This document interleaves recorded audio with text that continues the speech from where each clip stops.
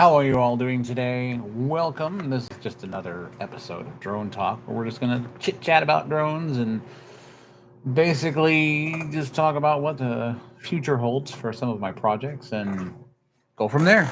So, if you want to learn something about the drone that I'm building, I'm going to explain the specs and hopefully people kind of mosey on in and kind of check us out.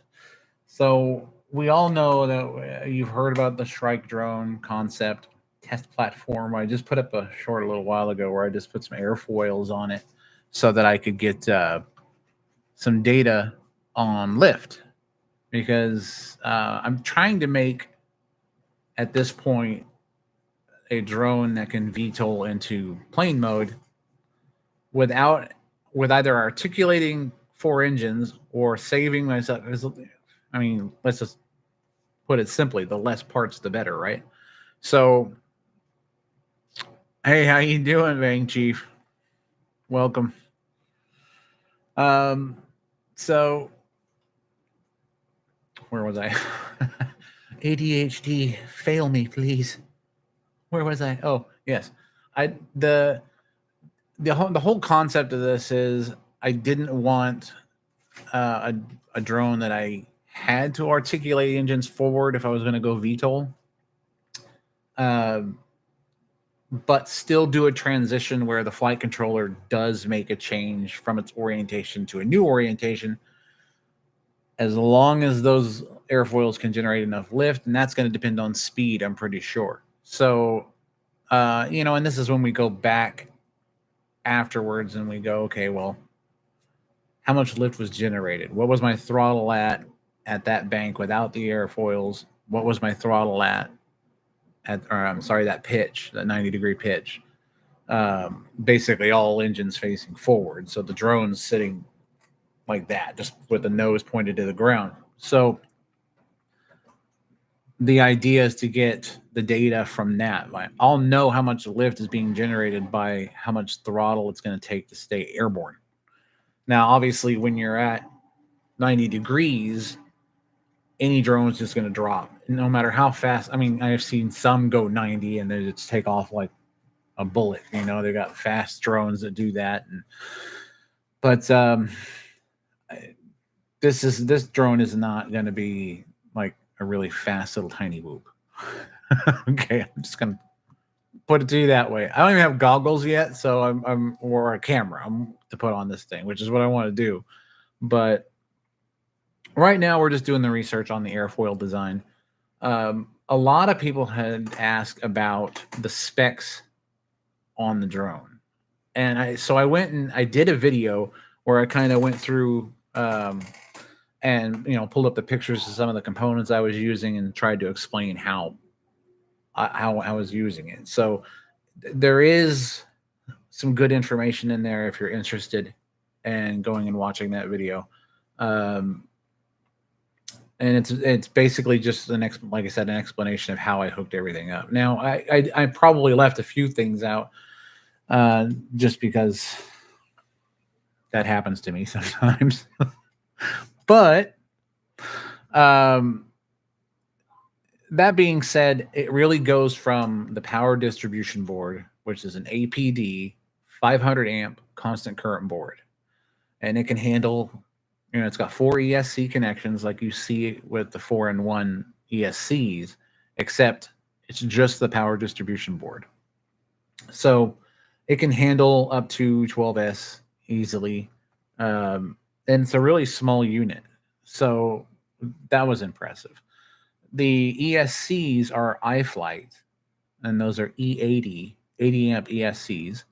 And they basically, you've got your power that goes to the power distribution board and your negative, and then you put the signal wire and the ground and the telemetry wire from that on the power distribution board. There's points to that. If you go to I got mine at Get FPV, the APD power distribution board. Nobody's paying me to say that. That's where I got it. I bought it with my own money. No equipment that I mention here was ever given to me. No one's told me to say anything about it. This is all my opinion and my money, or now lack thereof. So, because after buying 4 of those ESCs, I was down almost $300. So they weren't cheap. And then when I got them, I was expecting something a little bit bigger, and they're like that wide, that tall, and I'm like, how are these 80?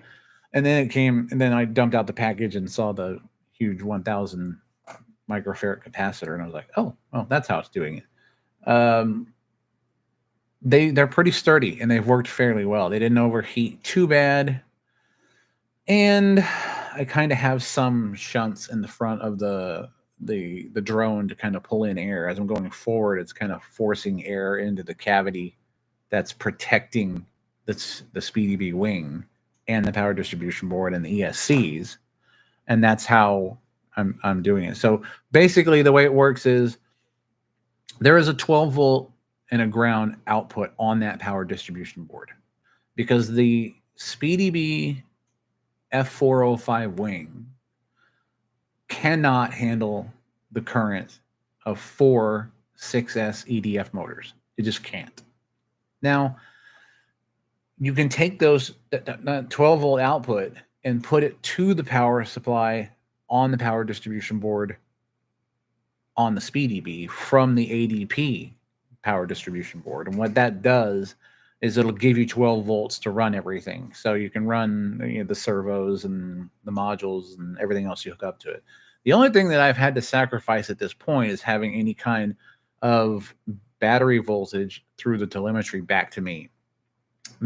There may be a way to do it, because I did have a telemetry wire that I hooked up from the power distribution board up through to, I think it was UART 4, and that was the RX pad that I put it on. So the board should be getting the telemetry.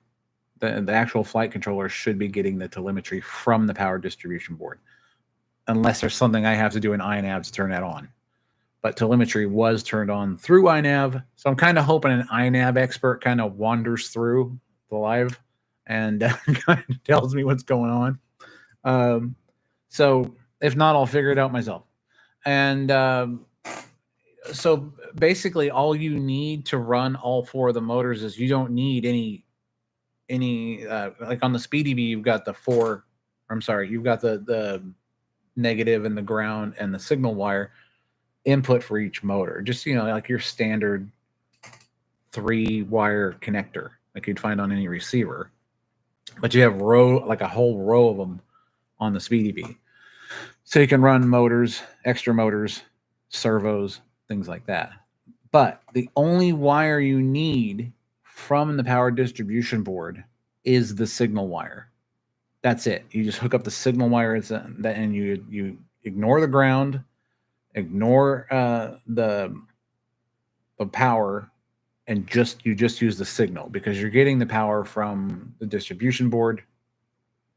Hence, you don't need to hook up all 3 wires. And it's mainly because you're not using the SpeedyBee's power distribution board to power the motors.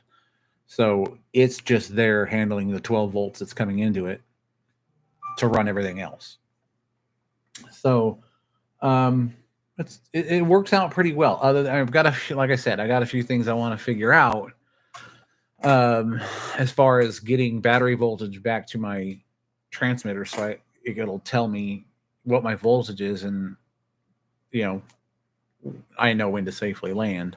At this point, I've just kind of been running it, filming running it, doing some fast passes, some leisurely kind of coasting, and then I'll go home, charge the battery, figure out how many milliamps it took to charge it back up to 6,000, and then I kind of go back to the video and time how long I flew, and then go, okay, well, here's a safe time if I'm flying in these conditions. So that's kind of how I've been getting around that, and not just falling out of the sky when the battery dies.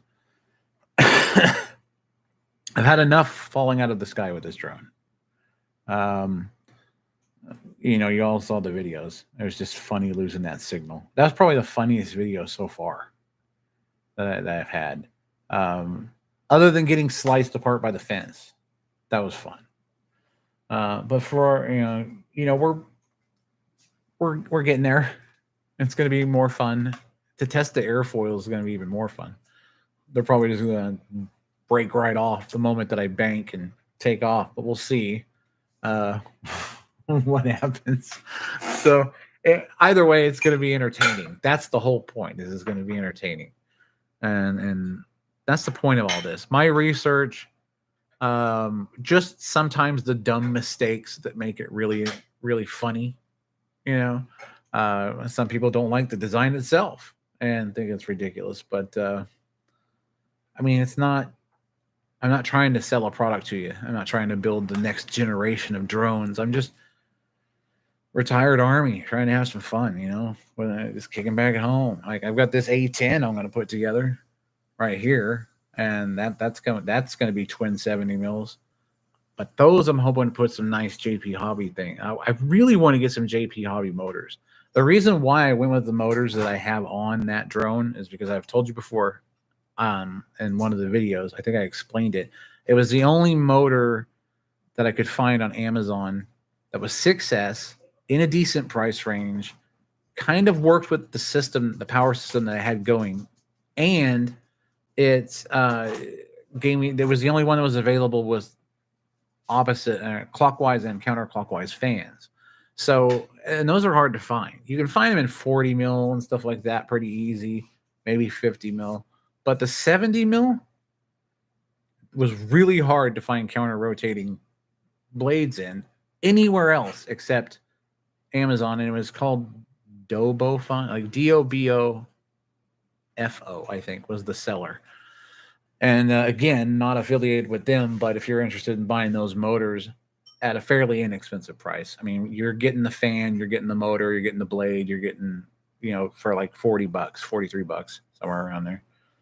You can get analog ESCs with it that they match with it, but I kind of steered away from that after the first time I built this drone, and I went with the iFlights because they were one, they were digital ESCs. I could do a lot more with them. When they spool those engines up, they sound a heck of a lot better than the other one ever did with the analog ESCs. So yeah, it's it was the cheapest way I could do it, but still improve on the build as I was going. Selling my kidneys for rock gardens because I have stones, so I could buy these parts. Bang Chief says, with its size, it might actually be pulling the Earth towards itself rather than the other way around. Yeah, that's true. It's things ringing in at about 5 pounds, 8 ounces, somewhere around there. So, and that's unheard of, I think, to most people when it comes to drones. It's like, how much does that drone weigh? 5 pounds, 8 ounces, almost. It's 5.5 pounds, and I'm still fairly agile with it as far as its movement. It's no, FPV freestyle speed type of stuff, but for its size, it's pretty quick. And I've never full throttled that thing since I can't. It just, I don't want to spike it, and cause a spike in the battery and cause any damage to the lipo. But 100C is kind of on the line on the discharge rate on the battery for what I'm pulling as far as amps.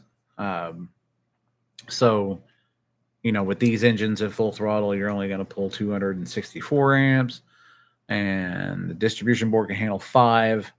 The ESCs can handle 80 and 100 amp bursts. So I wanted to get, I knew it was going to be a little bit more expensive, but I wanted to make sure I got hardware that could go from 4S all the way up to 12S if I wanted to. So if I want to just pop off these nacelles on this drone and print ones for a 90 millimeter, I can do that with the hardware that I have. as long as the kV rating says 80 amp is fine for the receiver or for the ESC. So I can scale it up, the motors up, which I may do next, just because I'm pushing more air, and I may experiment with different fan blades, because there were a few viewers, one in particular, that mentioned, why don't you try a different blade, because you're going for more pressure if you're going to constrict at the nozzle. I wasn't constricting at the nozzle. I had kind of was a straight through, kind of like any jet. There was no constriction. So I just ran it as an unconstricted exhaust. So there's two different principles there. I'm running a 12 blade system because I'm just pushing air fast. The other principle that he was speaking to was, constrict the nozzle and change the blade out to where you're pushing more air. So I don't know how much more beneficial that would be to create a pressurized exhaust system, as opposed to just moving the air through it like any jet would. Any RC jet, I should say. So, but it is something I will experiment with. I'm working with engines that are at a fairly low kV rating, so it'll work, I think. And a lot of this is headed towards another build that I'm doing, that I know that anybody who likes Star Citizen will be into. And you guys know the Cuddy Black, right? That's like the first ship. Well, when I started playing, this is the one I got, was the Cuddy Black.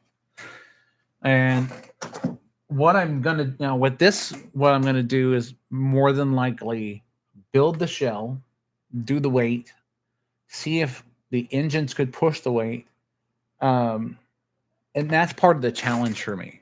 That's part of the. I could totally take this, and here's 1/3 of it. See if we've got room. It's gotten a bit bigger since the last time. I mean, but think about it. Okay, this is 1/3 of that aircraft. Okay, 1/3. This is going to be 5 feet long at the least. Sitting on the blades right here, it comes up to the top of my desk. So there's two ways I'm gonna attack this idea. Okay. Taku, what's going on, man? Hey, sorry about that headshot in Star Citizen. I just felt like killing both of you. In the game, of course. YouTube, don't listen to that. We're talking about a game. Happens. Yeah. You kind of stepped in front of the barrel while I was pointing it at you.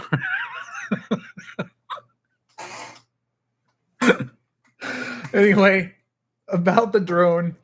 And I know Taku's getting into this Star Citizen thing, so he is going to appreciate a Cuddy Black drone. So the model itself, once it's done, there's two ways I do this. I weigh it out. I figure out if my motors and ESCs and power systems and their weights combined can lift it, just with the weight of the actual PLA and the internals. Or I do what probably a smart builder would do. And I use this body once it's complete. I put some release agent on it. I do a fiberglass shell out of it, and then I can save this as a mold, and then paint it up and hang it from the ceiling and whatnot, for decoration. But the fiberglass mold idea kind of crossed my mind, because I thought, well, that would definitely decrease the weight, but there's going to be a lot of work involved in how you put that together, because you want to pick up all that detail.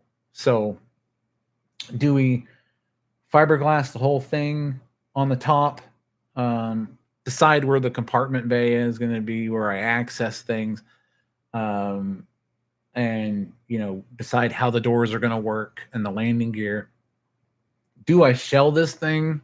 Do I fiberglass it so that I have a lighter weight reproduction of this entire model. And of course, that's after I do a lot of the body work to it, get plastic putty, sand it down, get it primered, make it look really nice, streamline and clean, take the landing gear off because I'm going to rebuild that in Fusion 360 and reprint it as actual functioning landing gear, exactly like the ones in game. So that's the whole point of this. All the way down to the pilot, dumping in his armor because he's getting shot at.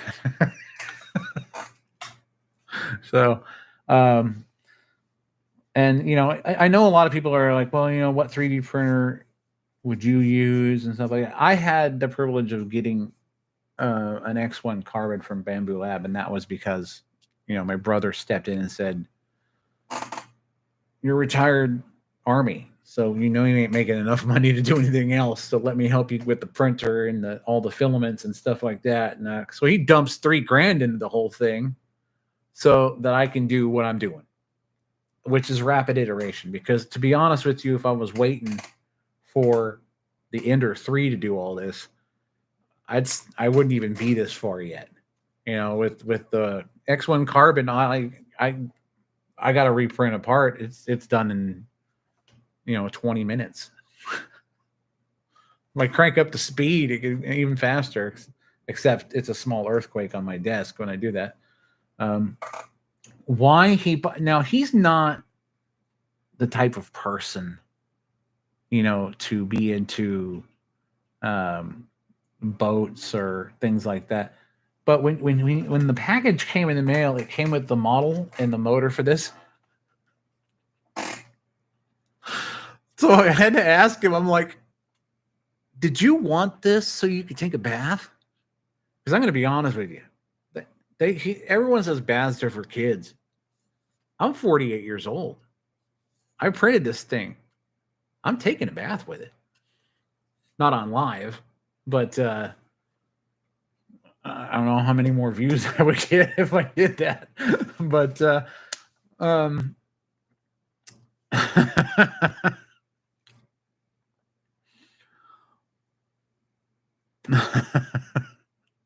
thank you, man. Bang Chief, salute. Salute to you, brother. This has been an adventure for me and fun. And regardless of the people who have, just been like upset that I've done it. Like they're like, why? Why are you doing this? And it's like, because I can, man. It's fun. So what? I got a 4 or 5 minute flight time on a 6,000 milliamp battery. I'm having fun doing it. So I just get a couple more batteries, and just have fun. How long do you fly in a tiny whoop or a freestyle drone that's around the same size as my drone? I mean, it can't be much longer, than that. And there's a lot of people out there that talk about, I could fly, there was one in particular that I could fly my entire fleet on that one 6,000 milliamp battery. I said, what'd you do? Order them off of Temu? You got these little tiny drones? Is that what you're talking about? But I was respectful. I didn't want to be combative because I don't want that to be a thing on this channel. I don't want people to be fighting back and forth. So when people even throw shade my way, I answer with respect and I try to be, it's like, well, if you didn't like what you saw, or if the music wasn't to your liking, it was a maiden flight. I had the licenses for the music, so I put it out there because I'm getting into Adobe Premiere and I've been into Fusion 360 for a while. So it's like I put my videos together. I put a lot into it. I did some flying. I was proud of it.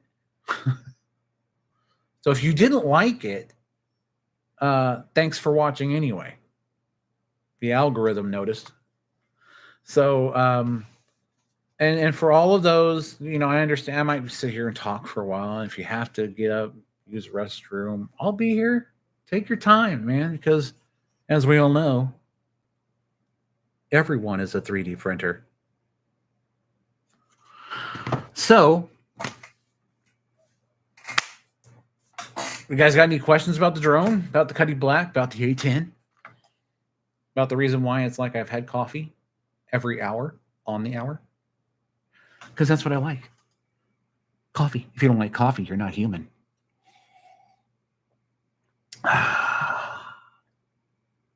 Sweet nectar.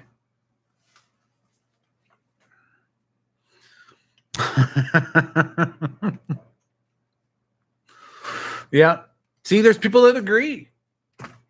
There's people that agree.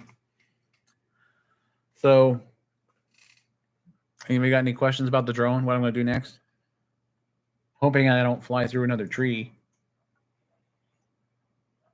Although, what was interesting is when I was at the park, one of the proof of concept behind this idea was that when I did the short, or I had taken off from my hand with the drone, and I flew it next to my face and everything like that, and next to my body, I wasn't worried about it. Because no blades. It could have bounced off my head and just re-leveled and everything, and it would have been totally fine. Yeah, the top is an open turbine, but it's not like I'm going to dive into it, So, it would be more forgiving, I think, if something got, like, if a person was somehow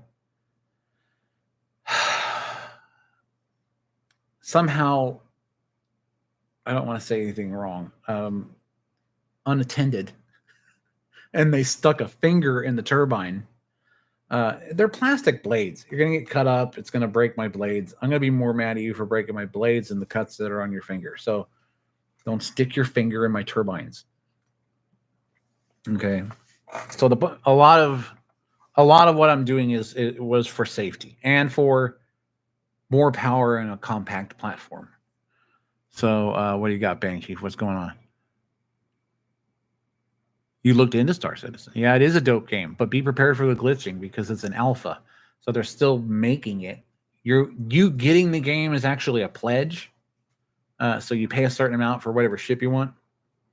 Then you're able to download the game and go into the persistent universe, which is persistent for sure. But every time they do a patch, what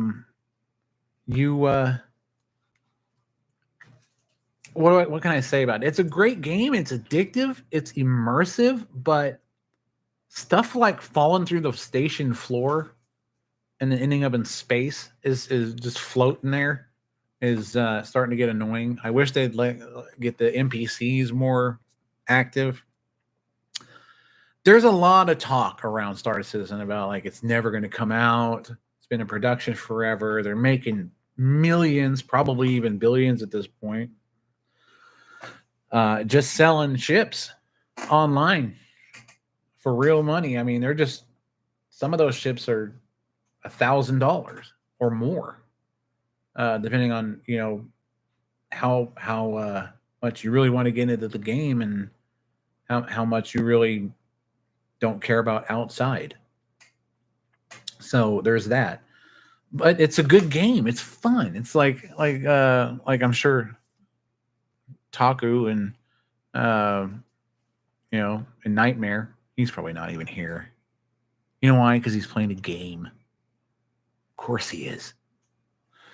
But yeah, it's just Taku got into it. I got Nightmare into it. I got and they like it.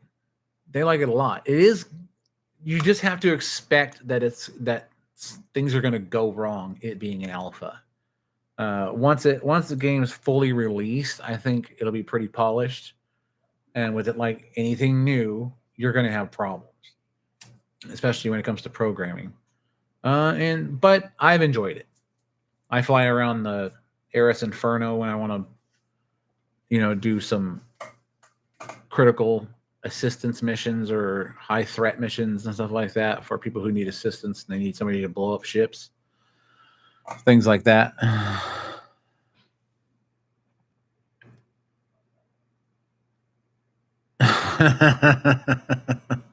Just heal him right up, right? Just Daku. He logs in, I cap him. You put you hit him with the med gun. I'll cap him again. You hit him with the med gun. all up until he gets so far up into the tier 3 injuries that he has to have a med bay. So we'll just do that. That'll be fun. Or we could tractor beam him around in space behind the ship. That'd be fun.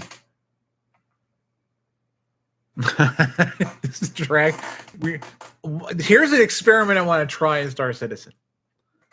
You get in the pilot seat. I'll tractor beam Nightmare right outside the door. Right? It will drop the back door. I'll tractor beam him out in space. You engage the QD drive, and we'll see if I lose him.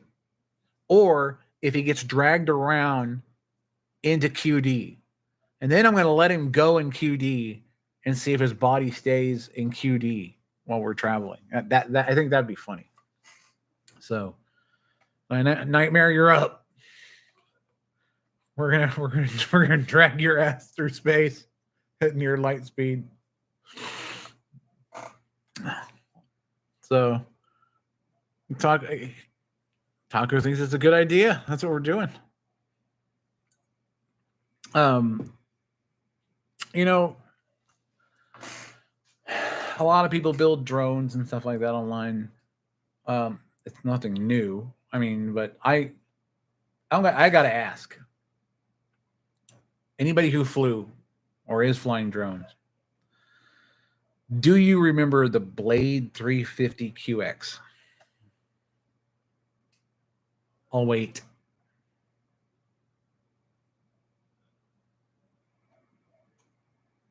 Nobody? Okay. Well, that's no surprise. It was like one of the. It was before all of this kind of DIY drone building and tiny whoops and when those FPV freestyle, like super fast videos. It was before all of that. It was before the super fast drones that were flying through chimneys and stuff like that. It was all before drone motion sickness. So it didn't have a camera. I mean, I think it had a GPS on it. I can't remember, but it was an old Blade product, and I really wanted to try it, and it was fun, but it was scary, because it was kind of like a new thing.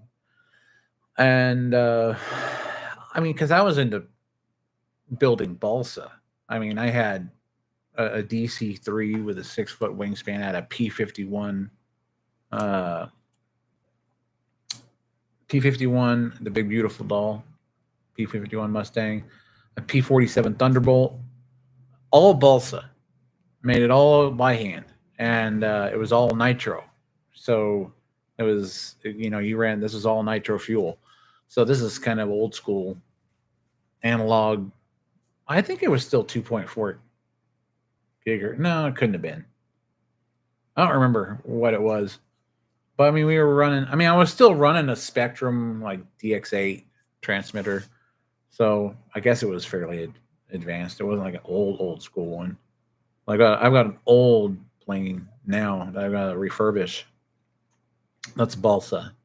But it's got a killer landing gear system on it, rubber wheels, old Fatuba receiver I haven't seen in years. Plugged in with a little 4.8 volt, like 4 AA batteries to power the receiver. It's just like vintage stuff, but it's cool. I got to get a nitro engine for it, but I'm gonna rewrap it and fly it. I miss flying. I miss flying planes. I love the drones, but I just miss planes. I used to have the Super Sky Surfer that was sold by Banana Hobby. They discontinued it, I guess. I don't know what its successor was. I don't even know why they took it off the market. But that's a fun little plane. Well, it's not little. It's got a 6-foot wingspan, but it was a foamy that was a powered glider, and you could just get up there and just soar. And we're sitting here trying to put cameras in them and stuff to record. It was before all of this VTX stuff, so it was just awful video, but it was fun. It was fun to do. We used to put long, those birthday streamers, the real soft tissue stuff. We used to actually take those and put them on the wings, and we'd fly around because I had I was at a rental property where we had 5 acres in the back, and we would fly around and try and knock each other out of the air. It's like a friend of mine that would fly with me would he'd be like, "Now just tear the ribbon. If you tear the ribbon, you've effectively shot me down." But I wouldn't. I would do everything in my power to make contact with his aircraft and just obliterate it. So that's always fun. And then there was putting airsoft on it so that you could, because these were foamies. You get a powerful enough airsoft on there, like an airsoft Gatling, and you can do some damage to that plane. You can take out its aileron, its rudder, its elevator, and it'll go down. But that was the fun part, because these BBs didn't go very far, but they went far enough, and it was safe. So it was fun to fly around and shoot your friend down in his plane, and then go back to the garage, since it was a foamy, do all the repair work. And you always knew who was better at flying, because the other guy had like painter's tape pretty much on every part of the aircraft, or the clear packing tape. But that was always fun. Oh, you guys, what do I do next? What do you guys want to see when it comes to drones, planes, aircraft? What do you want to see? You know what projects I got on the bench? Those will be out eventually. It's going to take some time to finish the cutty, but it'll get there. I know we're going to do the airfoil test on the Shrike drone, probably tomorrow. I think tomorrow afternoon. So we'll see how that goes. I think it'd be cool. I think, like I explained before, if it generates any lift at all, I'm going in the right direction. My fear is that with the weight of the drone and the battery, I'm going to need a lot more wing surface, or I'm going to have to maintain a certain speed in order to, maintain lift on the airfoil. So there's a lot of things to consider. This is all testing, and it's it could go either way, but it'll be fun either way. And if that drone crashes and breaks in a cell or anything like that, come home, print it in an hour, and put it back together. Do it again. That's why I didn't take the wires and put them inside the drone from the motor connection, because if it did happen to crash, and since I've only kind of CA glued the nacelles onto the actual corners, I have index tabs in there, so I know exactly how they go on. But if one breaks off because of the CA glue, bond breaks or something like that from a landing, I can just put it back on. But what happens is the plugs, those banana plugs, just kind of pull apart rather than tearing the entire drone apart, because I have all the wires secured to the body. So again, being a test platform, I had to take a lot of stuff into consideration. And everyone's like, well, what's under the hood? So I tried to put out the video explaining it, because I wasn't covering the top of the drone and the electronics because I was trying to hide anything. There was one guy that made it sound like I was trying to hide it. It's like it's a mystery. It was the guy who said it was soup cans. He said there were 4 soup cans with some ducted fan engines, and the rest is a mystery. I think that was the comment. And there was no mystery, because if you've been following me at all and watching the videos, rather than just the shorts, because the shorts are there to get you to watch the videos, so that when you make a comment on a video later, you don't sound like a jackass. So you're informed, you know exactly what question to ask. So I covered it, because if you'd seen the short a while back where I went through the tree and then I came back in the house and I flew it again anyway, it went up and hit the ceiling, and that did damage to the other flight controller. So because I had it uncovered. So I designed a cover to go over the top of it that would give me airflow and still protection for the flight controller and everything inside. If I did hit anything on the top, it's going to probably hit that receiver first, because that I've got that Radio Master ELRS receiver right on the top. And that's mainly because I'm afraid of losing signal. So I may encase that now and kind of just let the antennas stick out the sides, because that's really all you need. But I don't like it when people come into the chat and or not the chat, but in the comments, and they'll say stuff like they're completely uninformed. It's like, okay, so you saw this video. So before you make a comment because you're confused or maybe you're upset about something, which I can't imagine why you'd be upset about it,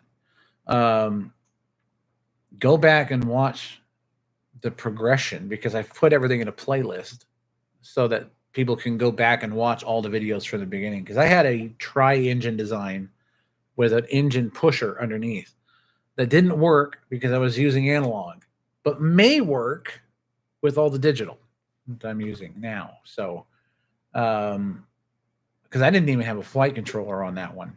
If you go back in the videos, you'll see one of them's blue, but black and blue. But this one's black and clear PETG, and it's like a Y design, so it's sort of like a Y-copter in a sense, or a tricopter, Y-copter, tricopter, whatever.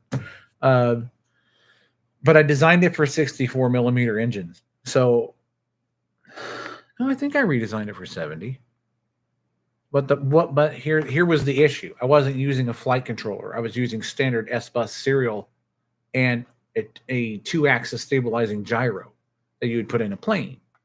So I wasn't getting the control I needed over the yaw and the pitch and all that other stuff. It was just like manual control all the way. So it just wasn't working. So I may revisit that design. But the issue with this is there's a hurdle I want to get over. When you're running VTOL aircraft, for the most part, the lifting engines in the back is usually 3 or 4, and then you have a pusher motor that's actually on the aircraft, and then you have these stems coming out with that are holding the drone motors. So they're kind of just sticking out there even when they're not running. So that creates drag. Not a whole lot, I'm sure, but it's weight and drag. So my goal here is to take the 4 engines that's lifting it in drone mode and use them to fly forward by doing a transition where they rotate forward, and no control surfaces on the wings. I have 4 engines. I can pitch, yaw with differential thrust, and I can bank using it as ailerons, using the engines as ailerons on the same servos that rotated them forward. So that's really one of the goals of this. And that's why I'm testing airfoils right now. So even if I end up with a drone that looks like a B-2 Spirit as it takes off, I still think that'd be cool, right? Because that's a cool looking plane. But I've even entertained the thought of going and finding just a foam body of a flying wing and kind of incorporating this design into that, just to save the 3D printing. But one of the main things that would take away from me is I couldn't put any real detailed electronics and landing gear and things like that wasn't already pre-assembled. It's I like it when I can design the landing gear or design an aileron or design any kind of system that I put on the aircraft and just put a servo motor on it, or get an Arduino and some motors and some sensors and design something that the craft needs. and then get your power from either the power distribution board for the Arduino, or directly from the flight controller, so it could be switchable. So yeah, there's an easier way for me to go about trying this, but it's more fun the hard way, right? I mean, that's how you learn. That's you make it, you mess up, you learn from it, you do it again. I mean, if you look at the entire playlist from the beginning to the end, you're going to see why. I mean, I had an end product design that I started with, which is typically how I do things. I'll jump right into, because I'll lay in bed at night designing these things in my head while I'm listening to a book to fall asleep. It's the only way I can fall asleep is if I'm designing something in my head and then I just kind of don't remember falling asleep. So it helps. It helps me a lot. So yeah. I mean, if you guys have any ideas on hey, Bank Chief, thanks for stopping by, man. Salute. If you guys have any ideas on what you want to see built, what do you want to see fly? I mean, I'm obviously going to do the Cuddy Black. Is there another Star Citizen craft that people would be interested in seeing fly? Now, the reason why I'm using EDFs, obviously, is because I want it to be as authentic looking as possible. So everything would be worked internally so that the craft would, fly under drone control, of course, and still be able to fly forward, but not take away from the aesthetics by having, it's like 7-inch props on all four corners of it. It's like, if you're going to do that, you might as well just have a drone. So that's the purpose behind a lot of this is take a craft, turn it into a drone, figure out how to make it work where it still maintains its aesthetics and its functionality or what it was designed to do, either in a game or whatnot, and still make it to where it can fly that way like it does in game. And a lot of people think that's nuts. But I mean, that's part of the hobby? That's what we do. I mean, I make stuff. That's what I do. This is definitely less destructive than what I used to be into. Because when you get out of the military, you want to keep doing your job. So we won't get into that. But yeah, this is less destructive. But hey, I'm not against taking an old drone out to a shooting range and putting tannerite in it and flying it around, seeing which one of you guys can take it out. Because they do that all the time. I see it on YouTube, those night flights. They did we called it Nick at Night in the military. It was night fire exercises. And, people are out at these ranges. I've seen YouTube videos where they're out of these ranges with machine guns and everything else, and they're running tracers, and they're flying these planes around with lights on them, and they're trying to take them out. And, obviously there's safety in place. You can't fire outside of a certain boundary area, just like in any shooting range. But that'd be fun. Like when this drone is retired, man, all I can think of is all that equipment on the drone going, I might as well just fly a stack of hundreds out there and just set it on fire. But, hey, sacrifices must be made for the greater good. And that greater good are the viewers. So subscribe and I'll take the... No, okay, we'll do this. I get 1,000 subscribers, I will take the drone out to a shooting range, fill it with tannerite, and my son can try and shoot it out of the sky.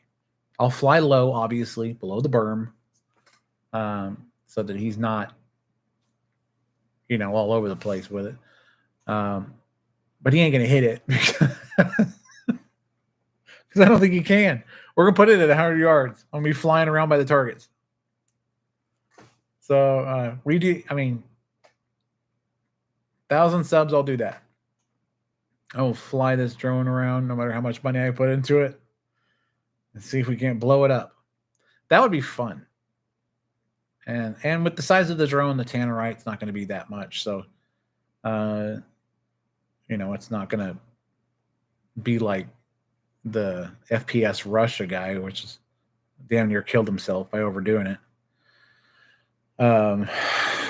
That was a crazy video. I don't know if you guys ever remember watching that one.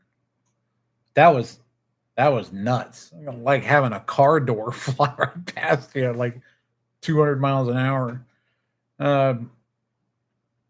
Yeah, those are just decisions you have to. I don't know how he ended up doing that and not know that was going to happen. I mean, he seemed like he was kind of into into guns and into explosives. Obviously, you would think he would know what he was doing. I'm sure he had professionals on site. That's obvious. It's not like anyone's going to loan you a tank and not have a professional on site. But the fact that he did that and that shrapnel was shot so far, I just think to myself, there's no way he didn't know that was going to happen. There isn't. There couldn't be any way that he didn't know. And that's a risk you don't take. I mean, you really gotta kind of measure these things out before you step into them. And this guy just ran straight into a wall with it, and it was like sad to see, because I watched it for a while. I used to like watching that channel, but and everyone knew he wasn't Russian. What wasn't the point though? It was entertaining. And that's kind of the idea behind what I'm doing.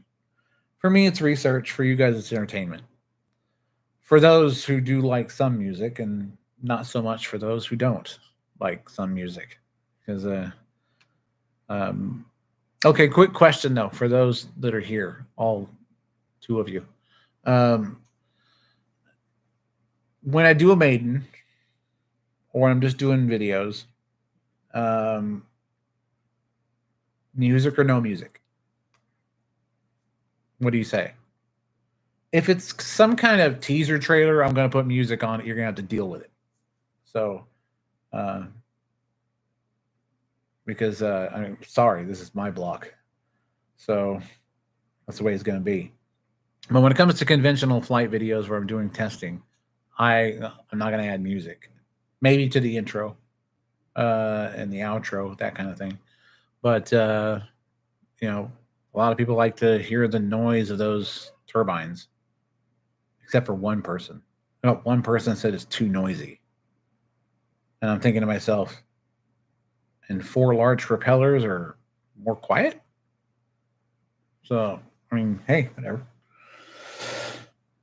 I think props are louder than EDFs, especially at distance. And there's a lot of physics involved with that answer I'm not going to get into. And it has to do with how much air you're moving and what frequency those blades are making. So lower frequencies travel farther, higher frequencies don't travel as far. I just said I wasn't going to get into it. They run at higher frequencies. And the higher the frequency, the less you can hear it at a distance. So I think they're quieter. Now, I was flying relatively close to where I was at during the maiden. So that was probably, and I'm filming on an iPhone. So it's like the mic I don't have control over whether it decides to adjust its internal compressor for normalization of sound or whatnot. But it wasn't as loud when I took off. See, I was still talking when I took off the second time I took off on the Maiden when I landed the first time. And I also put that video up because I didn't want people to think, oh, he's switching batteries. Obviously, I didn't. So I'm talking during that second takeoff, and my son next to me filming knows I'm talking. He can hear me just fine. But for whatever reason, the mic picked up the drone's frequency, and it was really, really loud. It drowned out my talking. But when we were standing next to each other talking about it, we could hear each other just fine. So it was just the camera. It's gonna be a situation where I get a better camera with a good microphone to do some filming outside. And I didn't do any post editing on the audio or anything like that. As a matter of fact, the uncut version is literally just the raw footage from the phone. So you can kind of hear it. So it's like, I'm trying to make everyone happy, but I got people going, I don't like the music. So I take the music out and they go, oh, it's too noisy. It's like, what? When you get cold, you want me to drive to your state and bring you a blankie? Just enjoy the content, have fun with it. That's what it's about. But no, people want to complain. They complain all the time. And then somebody's like, well, why do you do so many shorts? It's like, because this is 2024 and I understand the attention span of most of the country. So if I'm going to get your attention, I literally have to have a freaking 15-second dumpster fire so you click on the video link. It seems a bit weird. I think you'd be more interested in the longer content. But what are you going to do?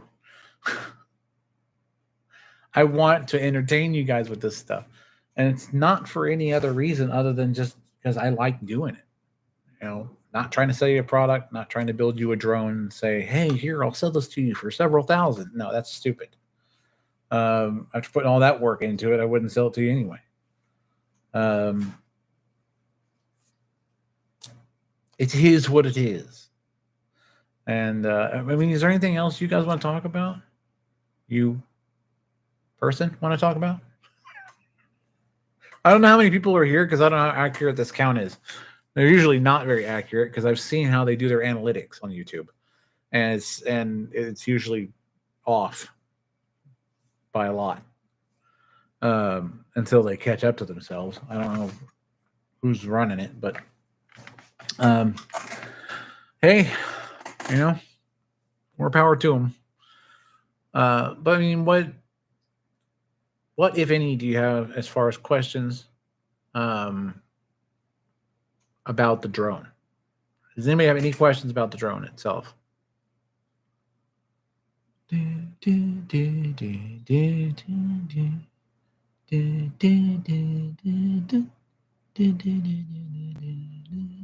Nobody? Okay. Well, since this is a live that not a lot of people are showing up for, I'll just sit here and have a conversation with myself about it. A lot of people would ask, why would you use 4 huge EDFs on a drone knowing that your flight time is going to be low? And that's a question I got a lot. Why? Well, as a matter of fact, one person just said why with a question mark, and I had to kind of clarify. I'm like, okay, so why what? It was a bit vague, the question. And I know, and I won't keep too much longer because, as we all know, everyone is a 3D printer. So nature will call. So we'll probably end it in a little bit here, but and then I'm gonna take a bath with my little motor driven 3D print. I don't know why this was included in the package on the printer. It was just there. So I made it out of the filament that I had in there. I think it's cool though. It's even got a little wheel in there that works. You know, it doesn't steer it, but ooh, let's put a servo on this. Make it RC. That'd be fun. Screw it, let's put an EDF on it.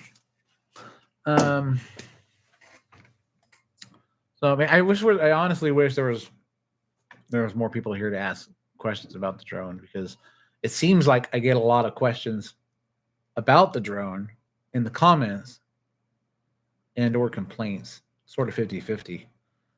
But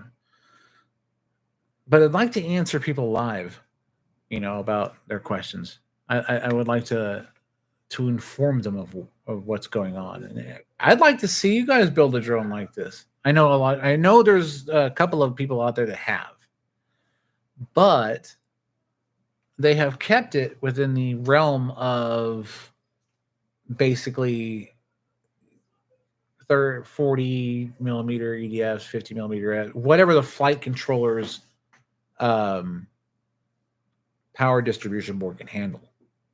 And that's what I wanted to get past. I didn't want to be limited by like the wings amps on its ESC. I didn't want to be limited by that. So, and I get that, you know, it was designed to a specific purpose. But if you guys have any suggestions for another flight controller that works with iNav or Betaflight, I know right now I'm kind of into iNav, mainly because, you know, it's kind of what it started with, was iNav. So it's realistically to try and go into beta. I think a lot of it's going to be the same, except for the actual layout and how certain things are labeled, I guess. So, yeah.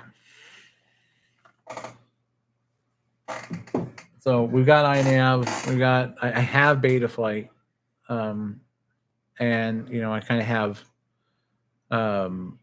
everything I need to kind of experiment with both. But what I'm afraid of doing is, because people have mentioned this, is if you flash the firmware the wrong way, you can brick it, the flight controller, and it's just not. I don't want to risk it. So like I flashed. Oh, what was it?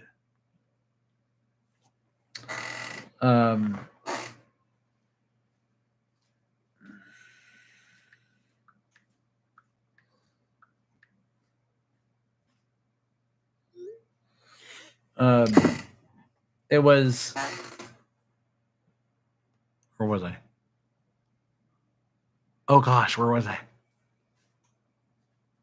Where was I, Taku? What was I saying? Lost it, man. This camera doesn't like me very much. I do need to get a better camera for filming, not only content, but for doing lives in general.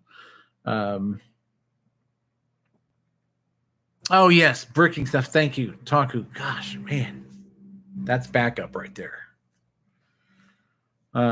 Yeah, I was worried about the firmware, bricking the firmware or bricking the controller, because they're like, okay, well, if you want to use Ardu Pilot, you know, you control this through iNav, and you do this in iNav, and you flash it with BL Heli, and then you go into Ardu Pilot. And okay, so I didn't do that with the second controller. The first flight controller I did do that with, and it would oscillate a lot, no matter how much I adjusted the PID settings.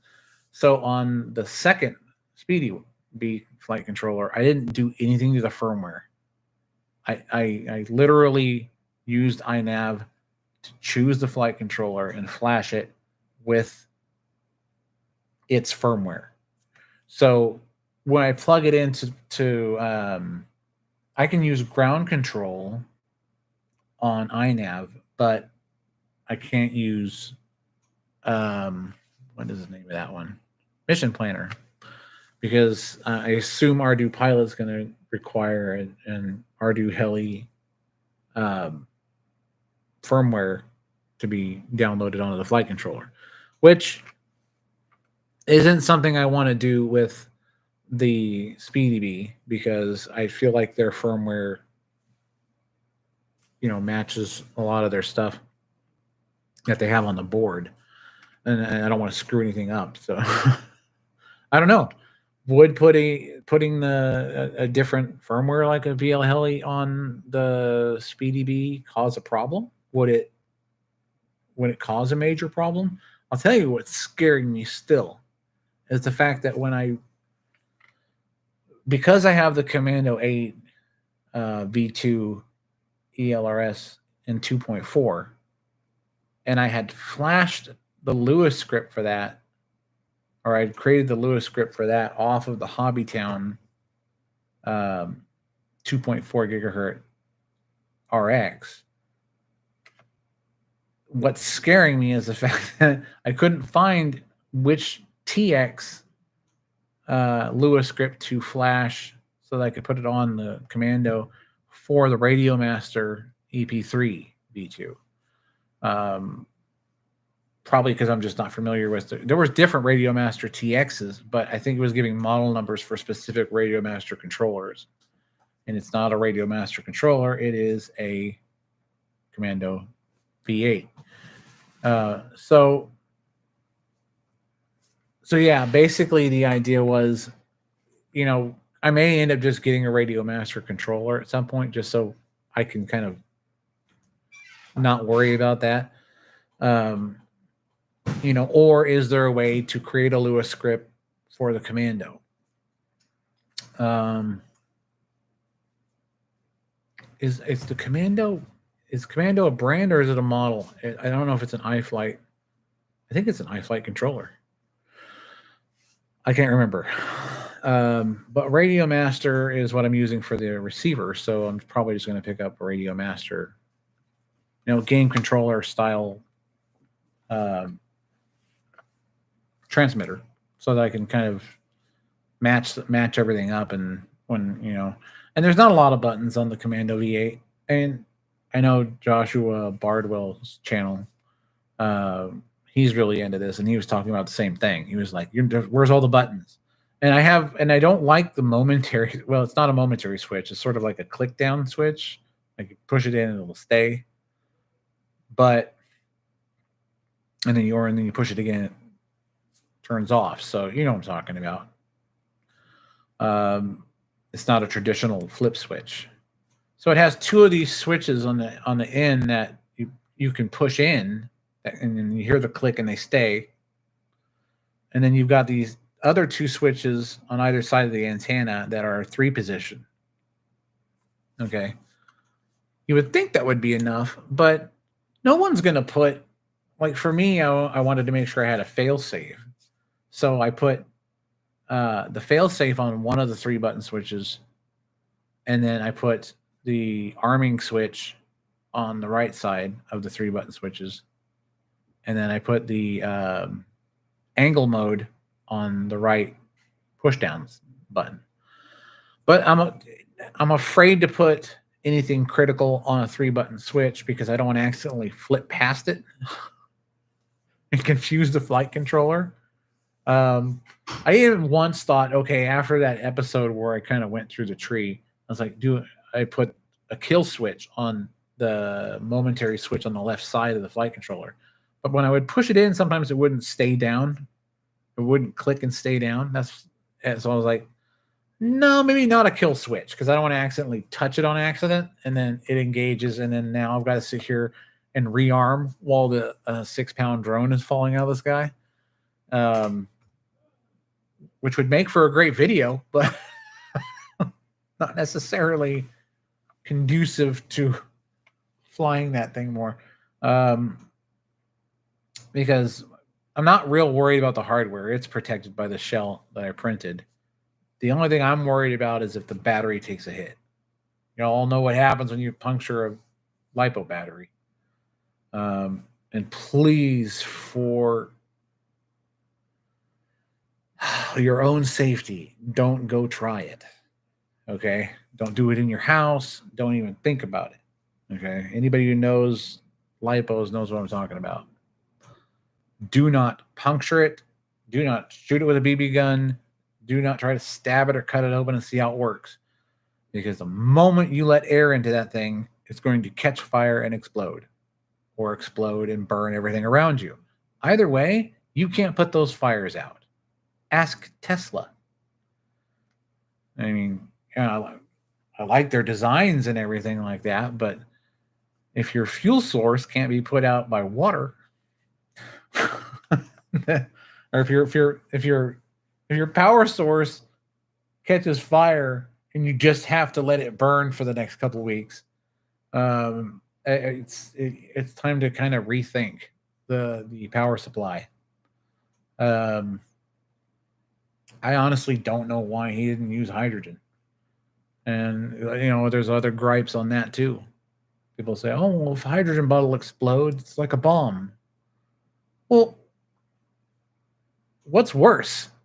If you're going to get into a catastrophic accident where there's going to be an explosion of either a hydrogen bottle or a battery, I mean, what would you want? Hydrogen bottle, lights out. You didn't even know it happened. But you're sitting over a battery pack that's flaring and you can't get out of your car because the doors are electric. I mean, I'd rather have the hydrogen bottle, to be honest with you. Yeah. Better to be spread all over the lawn than barbecued. So there is that. So one of the advantages to the size of this cuddy as well is I was going to try and find a hydrogen fuel stack that would fit in it, that would give me the voltage and the amps that I need off of, just a pound, maybe 2 pounds of hydrogen, and see if that would give me the thrust that I need. So I choose the right motors, measure the thrust, measure the voltage they need, see how much energy the fuel stack puts out, and then see if we can't make a drone that runs off of hydrogen. Now, I've seen him do this in a very old video. I can't remember who made it, but they took a drone and a fuel stack and they put I think it was a 2-pound bottle or something like that of hydrogen on there. And I don't remember how long it ran, but it was definitely longer than a LiPo battery can do. At least twice what a LiPo battery of roughly the same voltage would be. So yeah, hydrogen's one of the things I would like to get into when it comes to building the drones, because I'm going to be honest with you.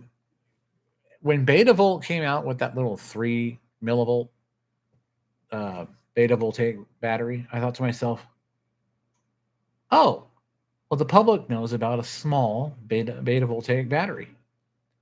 That means that the government has one that's even bigger, which means they are in production." I would love to get a beta voltaic battery that is 22.2 volts and can handle 500 amps current, because then I wouldn't have to change the battery for like 12 years. That'd be fun, right? Of course, there's so many rules and regulations, you couldn't make one yourself. I designed one using fuels. The fuel source was tritium, but I designed one to basically put out 22.2 volts at 500 amps if need be. And I think it was the tritium itself only was the size of 13 strands of DNA. I forget the exact volume, but it's very small. And it was just beta voltaics using tritium. Now, I don't know how many moles of tritium are in those vials, But I think the moles that it needed were molecules. Sorry, I'm going back to science class. You have to go by the molecules per gram, and so on and so forth, as far as tritium goes. Anyway, the point was, it was referenced that it wasn't very much bigger than a couple strands of DNA, as far as the volume of tritium needed. Now, I don't know if that's pure, straight liquid, something, but because tritium is a gas, it's just, hydrogen-3, I believe. But it does produce the radiation necessary to work with a beta voltaic stack. So we're not talking PEM membranes. We're talking like palladium, platinum membranes. So I think that it would be on the more expensive side when it came to building it. But at the same time, you've got all these regulations. So it's not like I can go and say, okay, I need this much tritium, and then the design came from,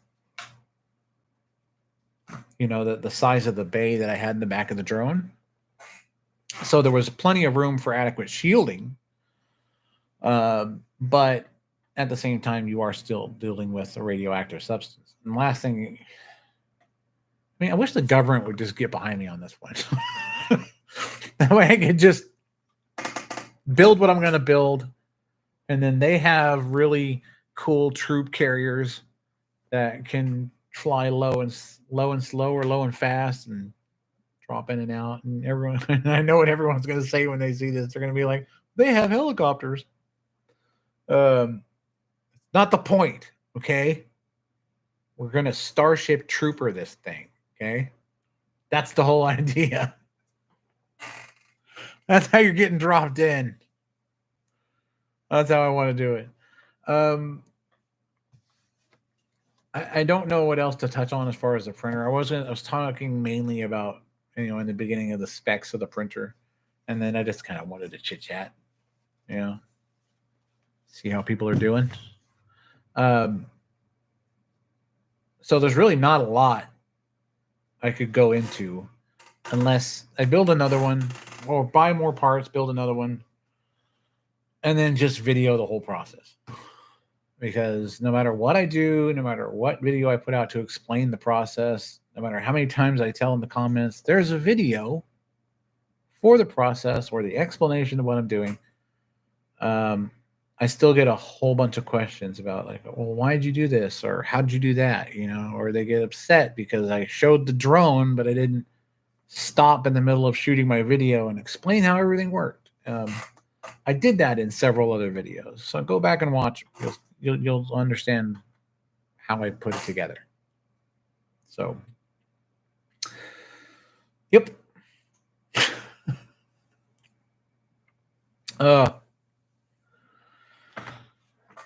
Taku. Are we playing Star Citizen today? I think there's a delay. Either that or he bolted. So, so we'll see. You're down? All right. Remember what I said, Taku. Remember what I said. We have to get in the ship, go into quantum drive with somebody at the end of the tractor beam outside of the back, and see if once the QD's engaged, if he just gets dragged along with us. That would be hilarious. I mean, talk about Superman. That would be fun. Oh yeah. Or here's another one. We could go towards a planet. You bank hard left, and then I turn off the tractor beam and see if we can't sling him into the planet. And then you can just follow his body down, and we'll just stay on his right wing while he's hurtling towards the planet. Well, that'd be kind of fun. Yeah, high-speed parasailing. That's exactly it. That would be fun. That'd be fun. Okay, so 2 things. That's what we got to do on Star Citizen. We got to We got to drag him in QD, and then you have got to do some. You got some serious driving skills. Okay, get going fast, bank hard right. I'll let go of the tractor beam and sling him into the planet. And we'll do it from orbit or from one of the orbital markers. So he has several thousand kilometers to fall. And then we'll see once we get down there if we can med gun him back up. Because if he falls from orbit and hits the planet and I can get him up with a med pin,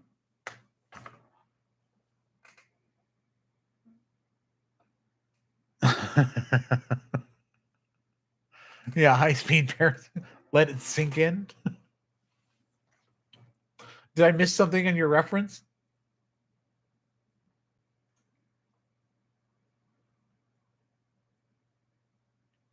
No, yes. Or are you talking about him sinking into the planet? I want to see what happens when he hits. I will. This would be a good video. Get somebody on the ground recording, or their play, and try the falling from orbit.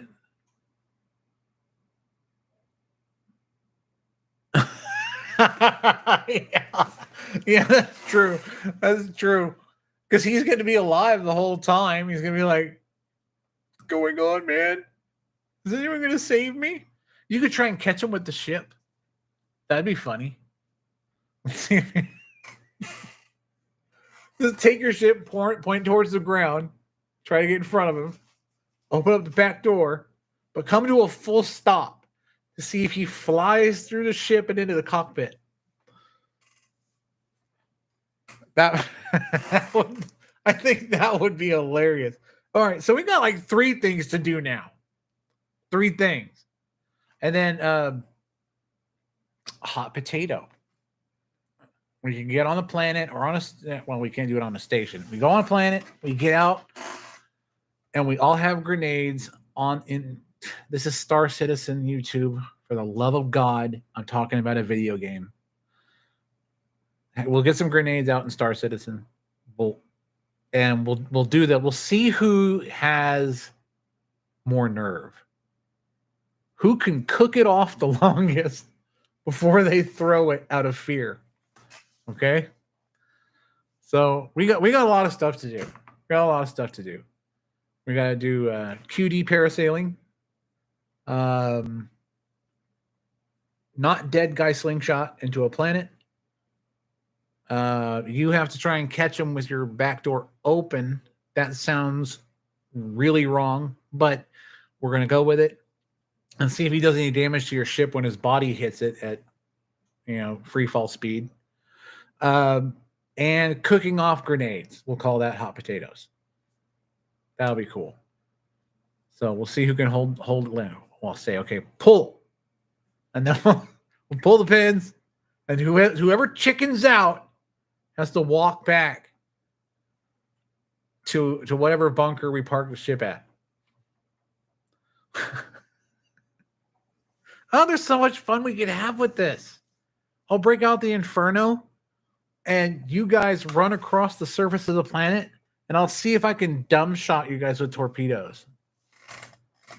That would be awesome. No ships for you guys. You just run. So I can't lock on. And we'll see how that goes. That'd be fun too. You notice that I'm the one that's doing most of the damage in all these ideas? All right. Maybe I'll run around too. But I know where to get a railgun, so I wouldn't be doing that. I'll shoot your ship out of the sky from the ground. And I want to break out that Angel Ballista. We'll have that one out there. I want to test that out. So all I'll do is I'll bring out the Herc, put the Ballista on it, we'll land. And since I haven't had the pleasure of shooting anyone down with the Ballista from the ground yet, you guys can run in, try to destroy my Hercules, and see if my Angel Ballista can take you both out. I'll be the only one on board, so it'd be a little difficult, but because you need 2 people to run it. There's 1 person to drive, and then the forward gun, and then you've got the turret in the back. So, but I think it'd be cool. So we know what the evening is going to entail now. And I think what I'll do is I'll record it all, and we'll post the results on YouTube and see if anyone likes it. That would be fun. Well, not to drag this out too much longer, because I am sure that there are so many people. There's thousands of you, thousands up here in my mind, thousands of people who are watching me right now. I know this. There are people that have passed and that are watching from the other side, but they're there. They just can't subscribe. So, that being said, thank you for attending another drone talk. I hope it was entertaining. It probably wasn't. I know that I was a little bit bored sometimes. But it is what it is. We're going to keep going with the drone, keep experimenting, and we are going to I'll have another video up with the airfoils on there. It should be funny. I'm betting it's going to be funny. I keep thinking that they're going to I'm going to bang too hard, and one's going to snap right off because it's PETG, and that I printed them with. So, and I tried to make them lightweight. So, yeah, tomorrow's going to be fun. And I will work on trying to do a live broadcast when it comes to flying. But if this is the numbers turn out, then maybe not. Maybe I'll just do it as a video until enough people like me. Nobody likes me, man. Talker does. Bank Chief does. No, I got a few subs, but I mean, I had so many views. I was looking at it. I'm going, man, I wish all the people who viewed this just subscribed. If that happened, I'd have a ton of subscribers. Not complaining. I got a couple hundred, which means that there are people interested in the work. But I don't know how I had like 25,000 views over the past 28 days and only have 200 subs. I don't understand it. I guess you really have to be interested. I guess it just gets to everybody. Like the content gets pushed to everybody, and they either don't like it or they do like it. I imagine there's a much larger audience when it comes to drones and FPV and making a UAV or whatever, and they're not here apparently.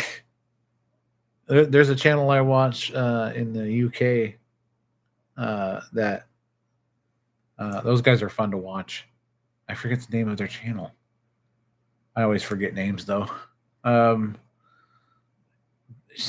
forget the name of it, but there's 4 guys that get up there and talk about it. They were talking yesterday. They did a live where they were talking about somebody shining a laser at a drone while it was going over Stonehenge.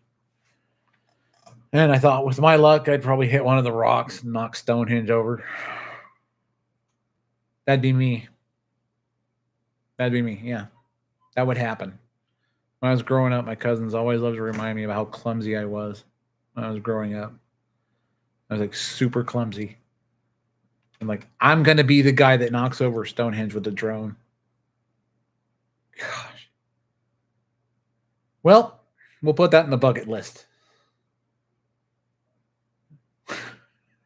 It's not a threat at all. It'll be totally on accident. It'll just be a planned accident. Just kidding. No, I had told them on their live stream that that's what would happen to me. I with my luck, that's what would happen. They're like, this thing's been there thousands of years. It's not going to get knocked over by a drone. I said, watch me. Watch me. I'm going to knock that over. Totally on accident. Not even thinking about it. It's a joke from the start, and it's gonna freaking happen because that's what happened with the fence outside. Okay, sorry. Stay there, plane. That's what happened with that stupid fence outside the barbed wire. I'm like, one of these days I'm gonna crash into that. It's gonna wreck my drone, and it was a joke. And I'm like, and then what happened? What happened? Drone freaks out, slices itself in half. Oh gosh, that was funny as heck. Oh, I'm telling you, that was so memorable. I was laughing so hard. Just watching those motors go flying off, and the barbed wire going down like this, and then right through the drone. Yeah, those were the days. I'm gonna have to wreck more drones. You guys like it? So I'll just start printing a body now for a new one. All right, guys. Thanks for being here. Taco, get ready. We're gonna sling Nightmare into a planet. So be ready. All right. Well, thank you all for being here. Thanks for enduring me. I don't have any friends. I'm just kidding. You're all my friends. All of my subscribers are my friends. Not personally, but right here. I appreciate you all. All right, enough with the sentimental crap. You guys have a good one.